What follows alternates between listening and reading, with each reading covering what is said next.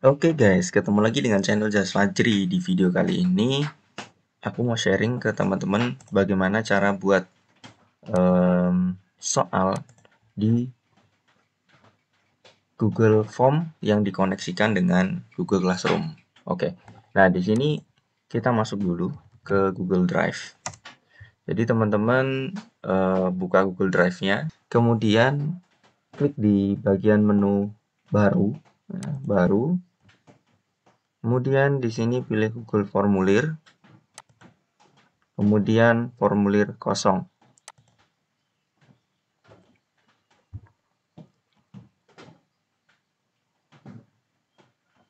Oke, nah pada bagian formulir kosong ini, teman-teman bisa melakukan yang pertama yaitu setting atau mode dari formulir ini atau settingannya harus kita rubah ke mode quiz atau settingan quiz. Caranya masuk di pengaturan, kemudian menu quiz, aktifkan. Jadikan ini sebagai quiz. Nah, kemudian rilis nilainya di sini bisa dipilih segera setelah setiap pengiriman. Kemudian untuk responden dapat melihat di sini kita ada 3 yang harus centang, tapi ini nilai poinnya kita matikan agar nanti siswa tidak bisa lihat nilai poin setelah dia mengerjakan soal. Simpan. Kemudian karena udah disetting, maka poin di sini muncul dan di sini ada kunci jawaban. Nah, ini nanti bisa kita gunakan untuk men-setting soal ketika kita menuliskan soal. Sekarang kita ketik untuk formulir tanpa judulnya diganti dengan soal, misalkan DGP, desain grafis percetakan, kelas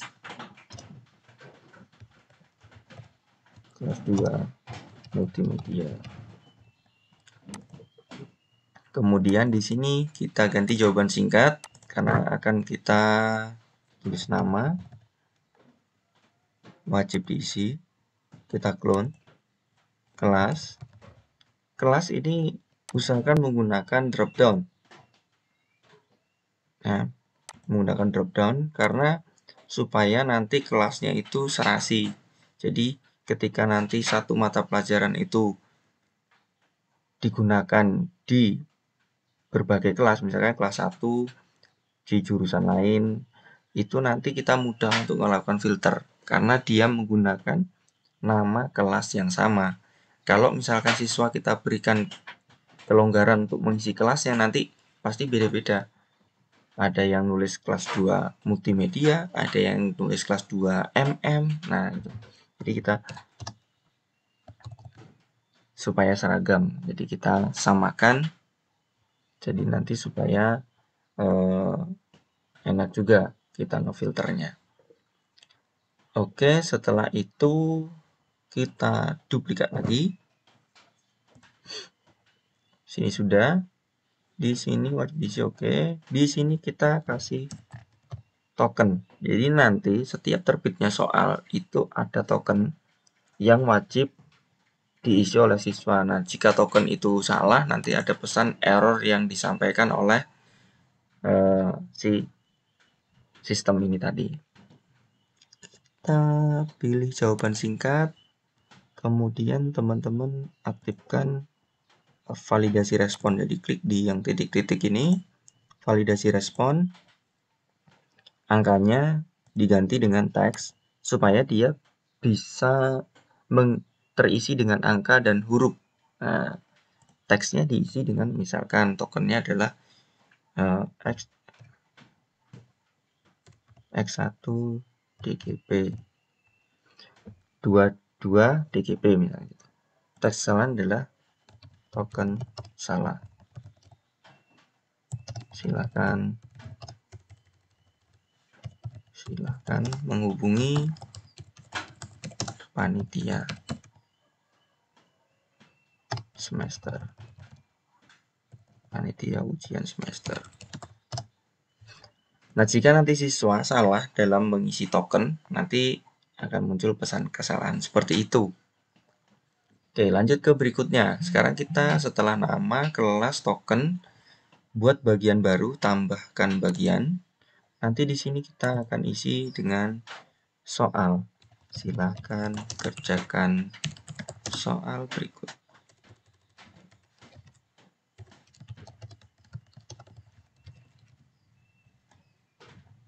Tambah, kita tambahkan pilihan ganda pertanyaannya 1.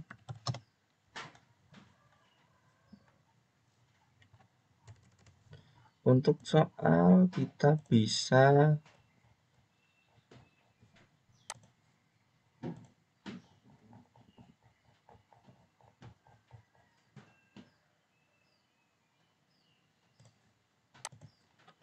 cari di internet. Nah,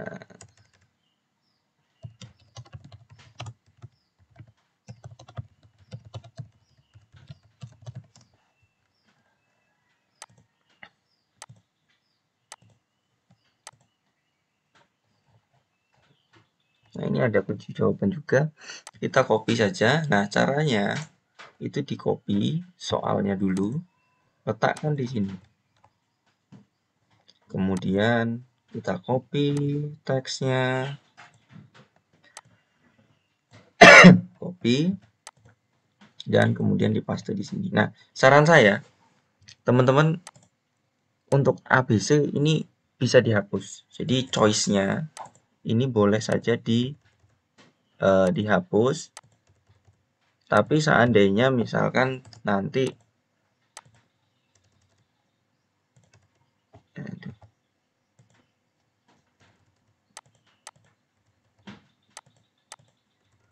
nah, ini boleh, ini kalau mau dihapus. Kemudian acak urutan opsi. Nah, jadi nanti setiap siswa itu opsi jawabannya itu berbeda-beda. Ini bisa diaktifkan. Kemudian wajib diisi enggak usah. Kenapa? Nanti mungkin siswa ini akan melewati si soal ini. Dia nggak ngisi itu nggak masalah gitu kan. Karena sebenarnya sih kalau diaktifkan juga nggak apa-apa, nggak diaktifkan juga boleh. Jadi ini pilihan aja. Jadi seandainya ini diaktifkan, ketika nanti siswa itu lupa mengisi jawaban si soal ini, nanti secara otomatis sistem akan memberitahu bahwa dia belum mengisi soal ini. Jadi ini boleh dihidupkan, boleh dimatikan.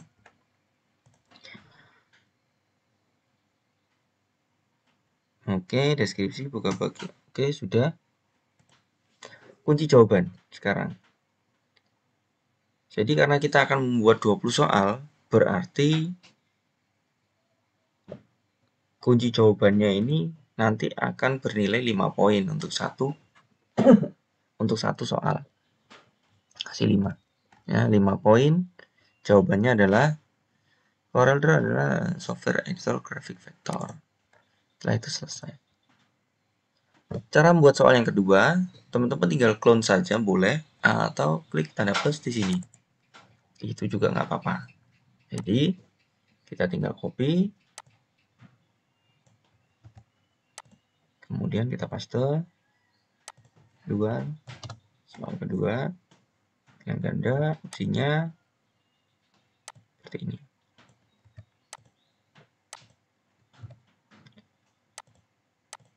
Kalau misalkan bagian acak huruf opsinya itu tidak diaktifkan, ini nggak apa-apa. ABC-nya seperti ini. Tapi kalau misalkan mau dilakukan pengacakan, usahakan ABC-nya jangan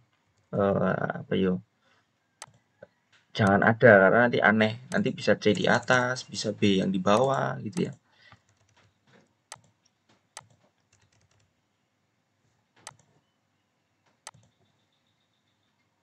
Setelah itu kita kasih kunci jawaban. Poinnya 5. Selesai. Nah, anggap saja soal ini sudah jadi 20. Nah, ini teman-teman kalau sudah selesai sampai 20 soal, ini total poin harus perhatikan betul-betul. Kenapa? Karena nanti total poin ini kelihatan. Takutnya ada satu soal yang kita tidak beri poin. Nah, jadi oh ini sudah 10 poin, oh ini sudah 100 poin, nanti kelihatan nanti. Kalau soalnya cuma 2, berarti di sini kita kasih nilainya 50 poinnya. Di sini juga kita kasih 50 poin biar dia jadi 100 poin. Sebagai contoh saja ini. Oke, total poinnya adalah 100. Nah, agar tampilannya itu nggak membosankan, nah, namanya jurusan multimedia, desain grafis. Nah, kita kasih tema. Jadi penyesuaian tema, kemudian kita pilih tema, atau teman-teman mau pilih gambar, ada foto sekolah, ada foto apa yang bisa diupload boleh. Nah, di sini saya mungkin ambil yang unik-unik saja. Ilustrasi.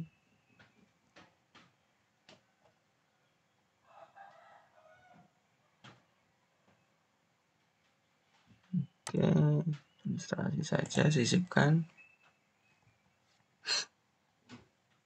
Oke, biasanya warna ini sudah menyesuaikan, tapi boleh teman-teman mau ganti dengan warna lain. Nah, ini boleh saja. Agak-agak redup lah, inilah. Nah, kalau sudah, kita bisa lakukan pratinjau. Jadi kita klik pratinjau, nanti dia akan tampilannya seperti ini. Jadi nanti yang tampil ke siswa, ada tampilannya seperti ini. Contoh nih, saya isi dengan nama Bagong, kelas 2. Berikutnya, nah pertanyaan ini wajib diisi karena kita tadi pada bagian token kita aktifkan, wajib diisi. Jadi ini harus diisi, tokennya misalkan kita isi.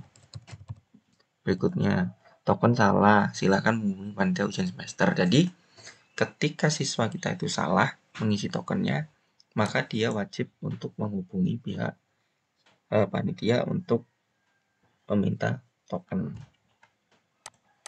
Tokennya tadi X1 DGP. Berikutnya.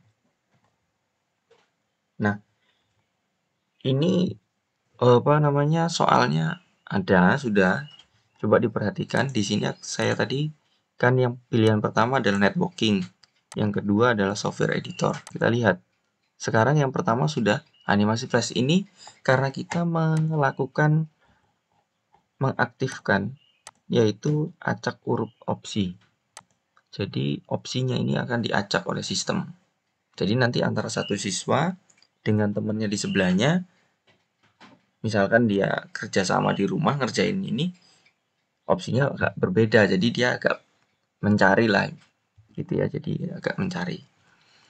Ya ini sini kita pilih ini software grafik editor, batal pilihan. Ini jika anak-anak mau membatalkan. Nah ini contohnya gitu. Kemudian di sini misalkan salah ya, kita pilih ini. Kita kirim. Nah, jadi setelah itu siswa akan mengirim hasil jawabannya ke kita. Dia bisa lihat akurasinya. Dia bisa lihat bahwa jawaban tadi adalah salah. Jawaban benarnya ada di bawahnya. Jadi dia bisa belajar dari sini. Jadi nilai nggak usah ditampilkan supaya dia nggak langsung lihat nilainya jelek atau nilainya bagus. Akhirnya dia nggak akan lihat tanggapan ini gitu.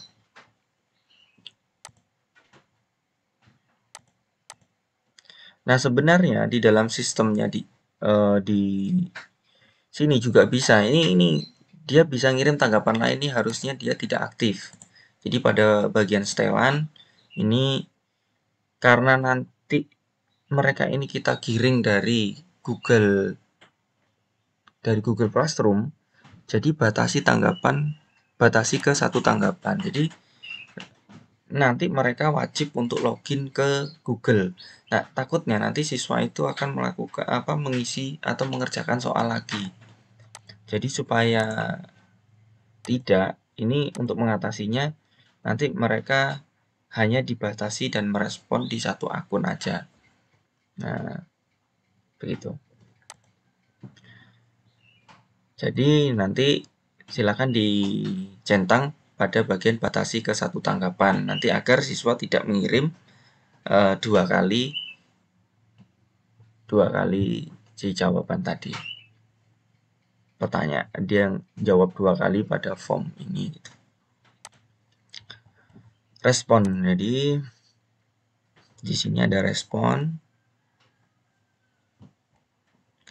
Teman-teman bisa buka pada bagian respon, ada ringkasan. Jadi kalau siswanya banyak, ini kelihatan nih persentase tanggapannya.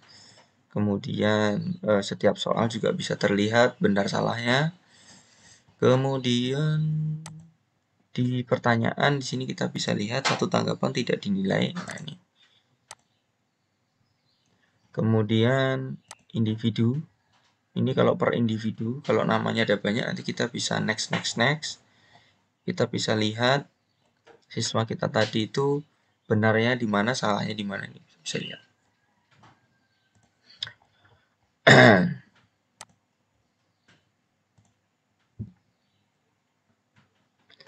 Oke, nah sekarang kita akan menghubungkan antara Google Formulir ini dengan Classroom. Nah, ini kan di atas, nama file kita di Classroom ini belum terbentuk. Jadi teman-teman bisa klik aja satu kali, klik. Nah, dia sudah otomatis menyesuaikan dengan ini, disesuaikan dengan di atas. Kalau mau diganti boleh. Jadi misalkan soal DGP kelas 2 di sini 2020. Nah, boleh saja. Jadi nggak masalah. Ya, nggak masalah ini untuk penamaan. Setelah itu, nah ini teman-teman melakukan menghubungkan antara Classroom. Jadi bisa buka Classroom.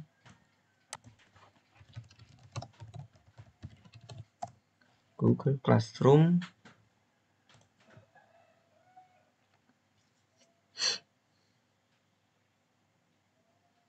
Silakan masuk ke Classroom dengan akun yang sama supaya nanti kita mudah untuk menerbitkan menerbitkan soal. Nah, di sini saya sudah buat kelas uji coba ya, kelas baru. Belum ada anggotanya, nggak apa-apa. Tapi di sini kita belajar untuk membuat penerbitan kelas.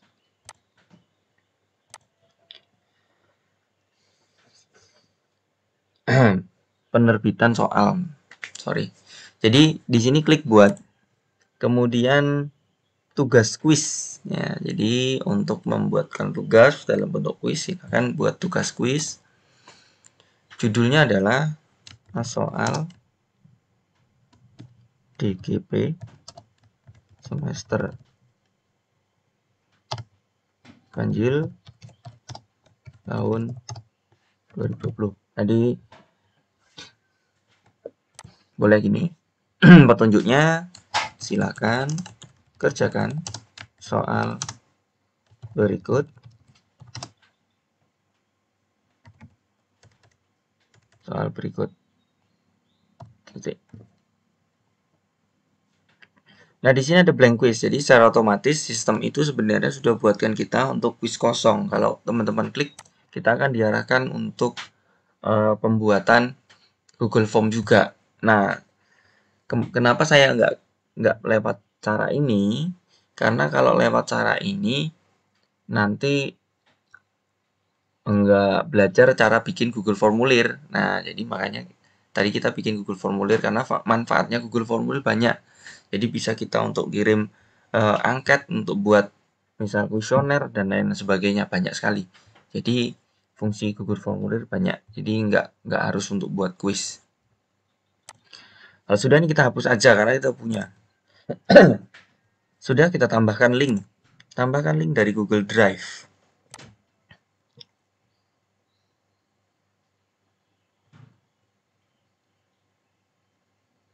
Nanti yang terbaru yang tadi kita buat pasti ada. Nah, ini DGP.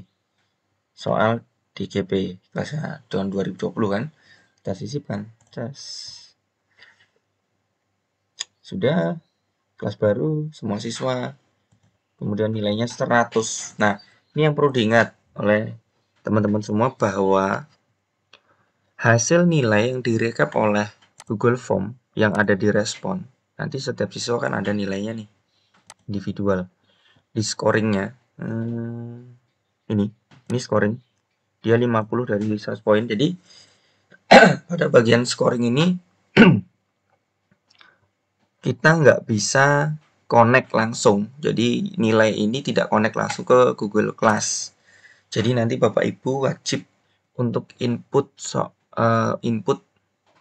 nilai itu secara manual di Google Classroom, karena mereka ini walaupun satu base yang sama atau satu tempat yang sama, tapi mereka ini database-nya beda.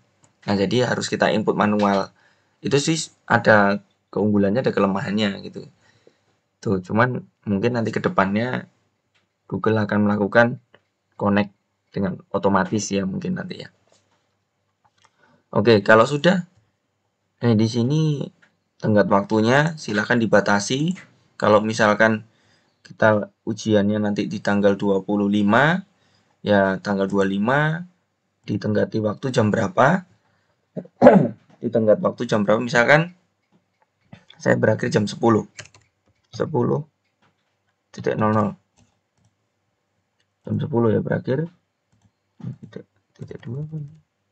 10.200. Oh, 10.00. Ini jam 10 kita berakhir. Kemudian topiknya, misalkan topiknya adalah DGP. Kemudian di sini yang penting, kalau teman-teman mau menjadwalkan, silahkan dijadwalkan di schedule. Misalkan saya jadwalkan di tanggal yang sama, tapi di jam yang berbeda. Jadi dia dimulai dari jam 8, berakhirnya di tanggal itu jam 10. Jadi nanti otomatis soal ini akan otomatis terbit dan akan otomatis juga ditutup oleh sistem. Soal ini nggak akan muncul di siswa sebelum dia dijadwalkan atau diterbitkan pada tanggal 25 November jam 8. Nanti pas tanggal 25 November jam 10 dia akan ditutup oleh sistem. Nah, begitu. Jadi ini gampang juga karena kita nggak ribet nanti ketika kita mau harus menerbitkan nanti pas nanti kita lupa atau bagaimana kan gitu. Nah, nanti setelah sudah selesai nanti teman-teman bisa lakukan prosedur penilaian. Jadi sebenarnya di dalam sini ketika nanti sudah dikerjakan oleh siswa teman-teman bisa input nilainya secara manual.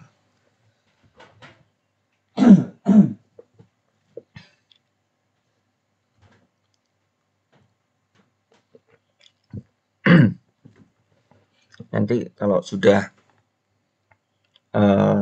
siswa mengisi atau menjawab soal, nanti kita bisa menginput nilainya secara manual. Oke teman-teman, mungkin itu dulu dari Jas Majri. Semoga informasi ini